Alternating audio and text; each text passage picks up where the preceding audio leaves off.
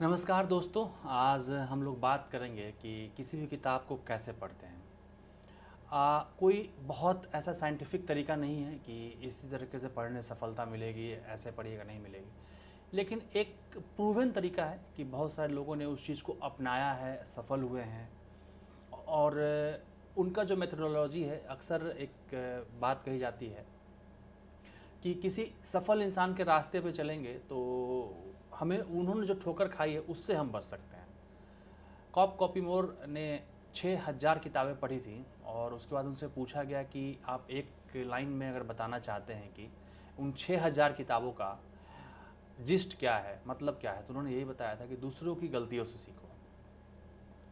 इसलिए वीडियो बना रहा हूँ कि मोस्टली लोग जो तैयारी में उतर रहे हैं या तैयारी कर रहे हैं या किसी भी क्लास की पढ़ाई करते हैं, वो गलती ये करते हैं कि पढ़ने का उनको सही तरीका नहीं पता होता है।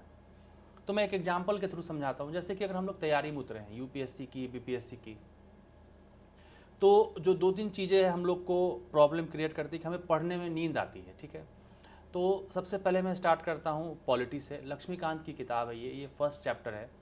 अब जब आप इसको पढ़ते हैं कि 1600 में ब्रिटिशर्स आए और बहुत ही टफ लैंग्वेज यूज़ किया गया। ठीक है, क्या कंपनी रूल आ गया, रेगुलेटिंग एक्ट आ गया, कई जगह गवर्नर आप यूज़ करते, गवर्नमेंट यूज़ किया गया है, गवर्नर यूज़ किया गया है टर्म। अब आप इन चीज़ों को देख के थोड़ा सा कंफ्यूज होंगे और आपको मुझे यकीन है कि आपको एक पेज में ही आपको नींद आना शुरू हो जाएगा। क्यों? क्योंकि अब इनका मतलब नहीं पता, आपको गवर्नर का मतलब नहीं पता है, एग्जीक्यूटिव काउंसिल का मतलब नहीं पता है, आपको सब चीज़ें दिमाग में बाउंस होगा। कोई भी चैप्टर, जैसे कि अगला कोई भी आप उसके बाद का चैप्टर उठा लीजिए तो वो भी आपको इतना टफ होगा। चार्टर एक्ट क्या है, चार्टर का मतलब आपको नहीं पता है, गवर्नमेंट ऑफ इंडिया एक्ट आ गया और बहुत सारी ऐसी चीज़ें हैं जो हमें नहीं समझ में आएंगी। The significant act was enacted in the wake of revolt of 1857। ठीक है, अब 1857 ही आपको नहीं पता है, आप यहाँ पॉलिटी पढ़ रहे हैं और 1857 का आपको वहाँ पर रेफरेंस दिया गया। आप नई तैयारी में उतरे, मैं उनकी बात कर रहा हूँ, जो लोग एक्सपर्ट हैं मैं उनकी नहीं बात कर रहा हूँ। तो अब आपको समझने में बहुत दिक्कत होगी और यही कारण है कि आपका पढ़ाई से इंटरेस्ट खत्म हो जाता है। आप किसी सक्सेसफुल आदमी से पूछते हैं कि कैसे पढ़ें, वो आपको बता देते हैं तरीका कि भाई ये किताब है, इन किताबों को उठा लो। अब पॉलिटी के लिए हर कोई बोलता है कि पॉलिटी के लिए आपको लक्ष्मीकांत पढ़ना है। अब ये सही बात है, इनसे अच्छी कोई किताब नहीं है मार्केट में अभी आज के डेट में, हिंदी हो या इंग्लिश, लक्ष्मीकांत से बेहतर कोई किताब नहीं है। अब आप लक्ष्मीकांत उठाते हैं और आपको 10 मिनट के अंदर नींद आने लगता है। रीज़न क्या है? मैंने बताया आपको कि इस किताब को समझने के लिए आपको एक बैकग्राउंड चाहिए। ये किताब इसलिए नहीं लिखी गई है कि आप एक लेमन है और आप सो के उठ रहे हैं और आप किताब को समझना शुरू कर देंगे। ठीक है, तो इसके लिए क्या करना होगा? अब इंपॉर्टेंट ये है कि इन चीज़ों के लिए क्या करना होगा कि आपका इसमें किताब में इंटरेस्ट बने, आपको चीज़ें समझ में आए। तो ये जो किताब आप देख रहे हैं, व्हाट इज़ गवर्नमेंट, ये किताब एनसीईआरटी की है, ये क्लास 6 की एनसीईआरटी है। ठीक है, कहाँ से डाउनलोड करना है मैं वो भी बता दूंगा आपको कि कहाँ से डाउनलोड करना है, कैसे डाउनलोड करना है, कैसे पढ़ना है। देखिए, ये क्लास 6 की एनसीईआरटी है। चैप्टर 3 इसलिए है क्योंकि क्लास 6 की एनसीईआरटी में ज्योग्राफी, इकोनॉमिक्स, सोशल साइंस के नाम से ये चैप्टर है। ठीक है, हिंदी हो या इंग्लिश मीडियम एक ही कॉन्सेप्ट है। तो इसमें 3rd चैप्टर पॉलिटी स्टार्ट होता है। अब पॉलिटी में देखिए आपको क्या मिलेगा कि फर्स्ट जो है व्हाट इज़ गवर्नमेंट। अब यहाँ गवर्नमेंट को समझाया गया। ये बहुत, हम लोग दिन रात गवर्नमेंट गवर्नमेंट करते हैं, गवर्नमेंट का मतलब क्या होता है, गवर्नमेंट की परिभाषा क्या होती है, वो समझना जरूरी है। अब देखिए यहाँ से स्टार्ट करते हैं। You must have heard the word government mentioned several times in this chapter. You will learn about what a government is and the important role it plays in our lives. समझ में आया government क्या है और हमारे ज़िंदगी में, जीवन में इनका क्या गवर्नमेंट का वो है।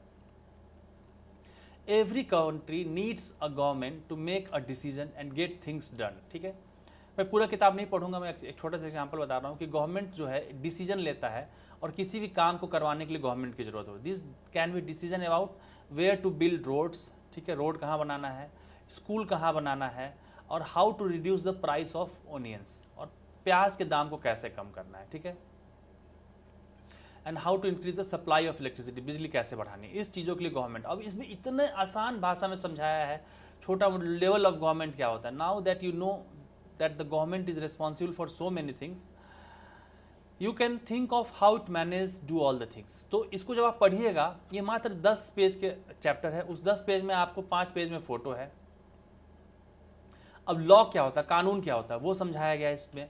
और इंटरेस्टिंग बात क्या है कि इसके बाद में कुछ क्वेश्चंस हैं, 11वें पेज पर जब आप आइएगा तो question, what do you understand by the government, ठीक है, what do you understand by the word government, list 5 ways in which you think the government affect your daily life. ठीक, अब ये जो चीज़ है इस पर आप आंसर लिखना शुरू कीजिए। आप अगर इसका आंसर लिख लेते हैं आज कि what do you think the word government is, आपको ऐसे नहीं लिखना है, पॉइंट में नहीं लिखना है, आपको उसमें लिखना है द वर्ड गवर्नमेंट इज, और जो जो आपने पढ़ा इस चैप्टर में लिखना शुरू कीजिए। ये क्लास 6 की एनसीईआरटी है, 10 पेज का चैप्टर है। 10 पेज का चैप्टर पढ़ने में आपको हार्डली लगेगा 15 मिनट। 15 मिनट आपने इस क्वेश्चन को पढ़ा और उसके बाद आपने ये 5 आंसर्स लिख लिए, ठीक है। इस आंसर को लिखने में लगेगा आपको कम से कम 1 घंटा, 1 आवर। आप पीछे जाइएगा, चेक कीजिएगा, 1 घंटा 15 मिनट में आप गवर्नमेंट जो टॉपिक है इसके आप एक्सपर्ट हो गए। आप विश्वास नहीं कीजिएगा, जितने भी एग्जाम्स हैं UPSC BPSC, as it is question, what was the suffrage movement, ये पूछा हुआ सवाल होगा, आप जाके देखिएगा। What name the 2 essential feature of democratic government, ये सभी सवाल यूपीएससी बीपीएससी जैसे एग्जामों में, मेंस में पूछे जाते हैं, पीटी में पूछे जाते हैं, यहीं से लेवल बनता है। हम लोग मोस्टली लोग गलती क्या करते हैं कि हम लोग स्किप करने की कोशिश करते हैं लेवल को अपने, ठीक है। जब आप लेवल को स्किप कीजिएगा तो हमेशा जिंदगी में वो गैप जो है वो परेशान करेगा आपको। आपका नॉलेज का लेवल यहाँ पे है, किताबों का लेवल यहाँ पे है और सिलेक्शन का लेवल यहाँ पे, ये तीनों के बीच का जो गैप है ये हमेशा आपको परेशान करेगा। 5 अटेम्प्ट 10 अटेम्प्ट निकल जाएगा और आपका सिलेक्शन नहीं हो पाएगा। मैंने भी सबसे पहले एनसीईआरटी से शुरुआत किया था, और जब आप एनसीईआरटी पढ़ते हैं आपको सब्जेक्ट में इंटरेस्ट आता है, सबसे बड़ा यही फैक्टर है।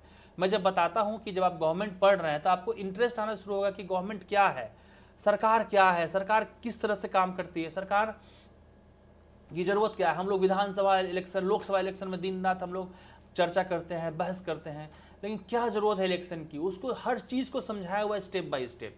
तो मैं जरूर रिकमेंड करूंगा सबको, और कि किसी भी एग्जाम की तैयारी कर रहे हैं आप क्लास 6 की एनसीईआरटी, 7 की एनसीईआरटी 2 तो जरूर पढ़िए। आपका बहुत स्ट्रांग बेस हो जाएगा और आपको चीज़ें समझना इतना इंटरेस्टिंग हो जाएगा, इतना आसान हो जाएगा कि आपको और आगे का जो सिलेबस है वो पकड़ बन जाएगा। मेंस के आंसर राइटिंग में लोग परेशान रहते हैं कि सर पीटी निकल जाएगा, मेंस नहीं निकल पाएगा, क्योंकि मेंस में आंसर राइटिंग नहीं आता है। मेंस की आंसर राइटिंग क्लास 6 की एनसीईआरटी से ही शुरू करना है। आप लिखते जाइए, हर चैप्टर के लास्ट में क्वेश्चंस रहते हैं, वहाँ से कीजिए। तो एक सिलसिलेवार ढंग से जब आप तैयारी करेंगे तो आपको खुद महसूस होगा कि आप में इंप्रूवमेंट हो रहा है, आप में लेयर बन रहा है।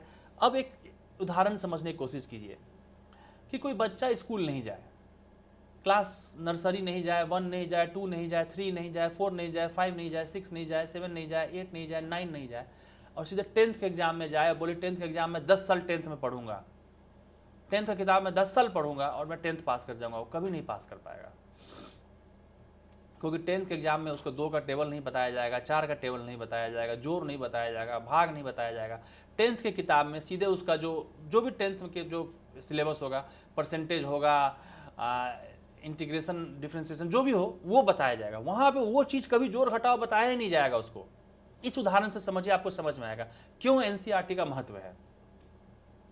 इसलिए एनसीईआरटी किताब को एक बार जरूर हिम्मत करके पढ़ जाइए, बहुत फ़ायदा मिलेगा और आप रियली आप इस चीज़ को अप्रिशिएट कीजिएगा कि क्या लैकिंग था आपकी तैयारी में और कैसे आप इसको इम्प्रूव कर सकते हैं। चलिए तो मिलते हैं अगले वीडियो में।